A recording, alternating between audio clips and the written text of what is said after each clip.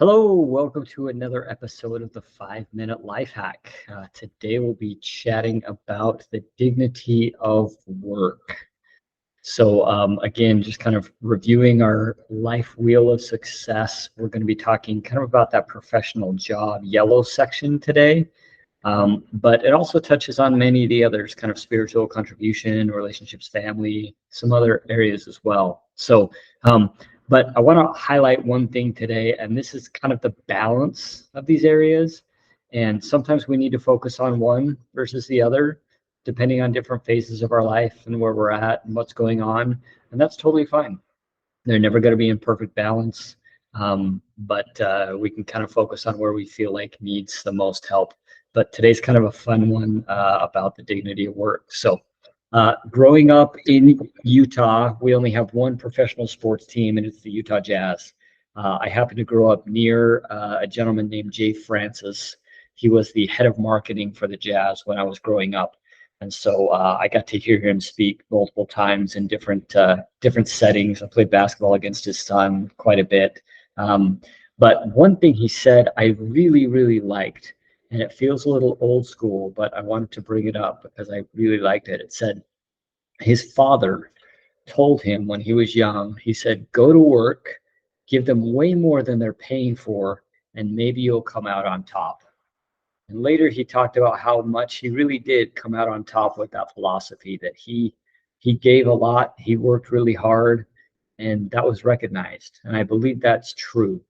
Um, and so I really love that idea about work ethic and not, it's something I'm trying to teach my kids, that you don't just go to work and do the bare minimum.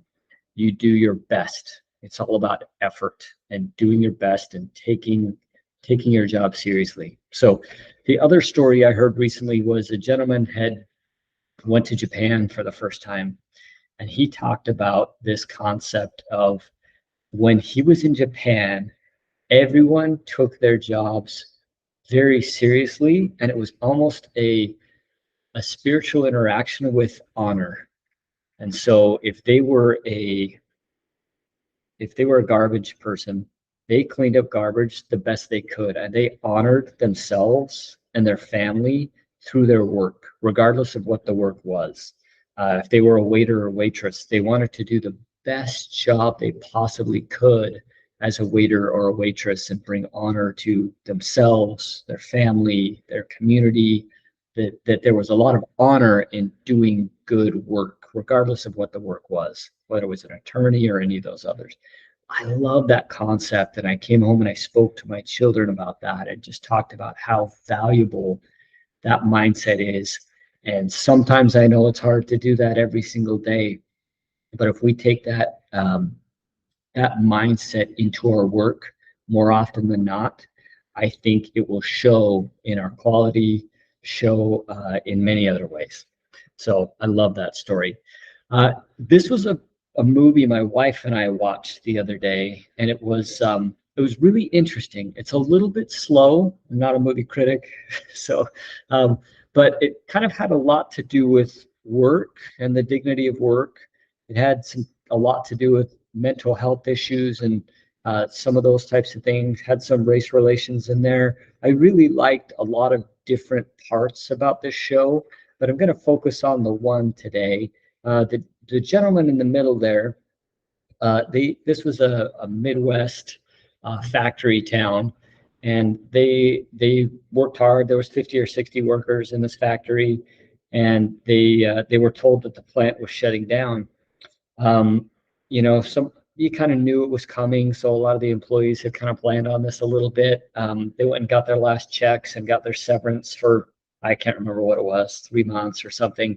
And then, they kind of just went on with their lives. It shows the neighbor, just hanging out, enjoying life, and saying, hey, we'll figure it out when it comes time to find another job again in 3 months. And but this gentleman in the top middle, it's an interesting show, but he really knew the value of work for him personally and for his own mental health. And so, they closed on a Friday and he was back on Monday. He was walking around. It was all fenced off. It was all locked up. eventually he found a way to get in, not maliciously. He just found a back way in. And so he found a door that was open and walked back into the factory and started cleaning up one of the machines. He took his normal lunch break, grabbed his lunch, sat down in an empty lunchroom. No one else was there, obviously. He ate his lunch. He clocked back in. He went back over to work and just kept cleaning up the machines. He did that for a whole day. Then he went home, and his wife was like, "What are you doing? Are you okay?" And he was pretty silent, pretty quiet. But he got up and did the same thing the next day.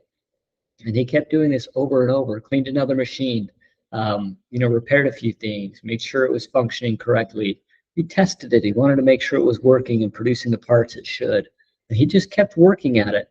The neighbor, it shows, laughing at him. That was a former employee and a colleague of his, but laughing at him like, "What are you doing? Are you crazy?" Just like probably any of us would. But after about 2 to 3 weeks, one of the other neighbors was like, "Yeah, I think I'm going to come back and start working too." Like, he knew he didn't have anything to do and he was missing some purpose and some other things. So he started coming back to work with him. So then there was two. And then somebody else heard that the two guys were over there. So they joined in, and eventually, like, most of the staff came back and they had 40 people and the plant was fully operational again.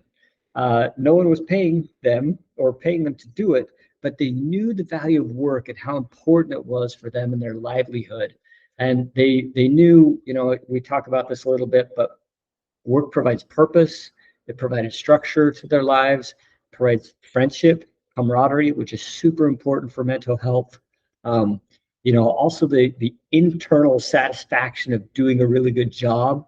Some of us have hard, challenging jobs, and that's a good thing in many cases. That's what gives us that deep satisfaction of a job well done, just like those workers in Japan had. I still love that story. One other quote that I liked is something that Tim Tebow said.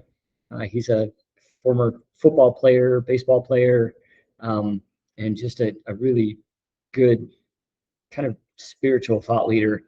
He said, "I don't want to enter heaven well rested." And I really like that we're here and God designed us to work. And that's part of what makes us great, what makes us happy, what gives us life satisfaction is working and working hard. So I do want to stop for a moment and recognize the Hernandez family. Art Hernandez was one of our field's craftsmen at Weyerhaeuser. He passed away a few days ago. By the time you see this, it'll be a couple weeks ago. But we want to send our prayers and our thoughts with him and his family. I saw some of the posts, and his family said things like he was a great craftsman, but he was a better dad and a better friend.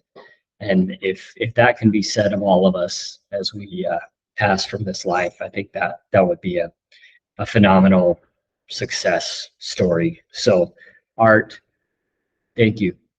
Thank you for living the life you did. Appreciate it. Go have an impact, and love you guys. I do. Life's short. Take advantage of what we have.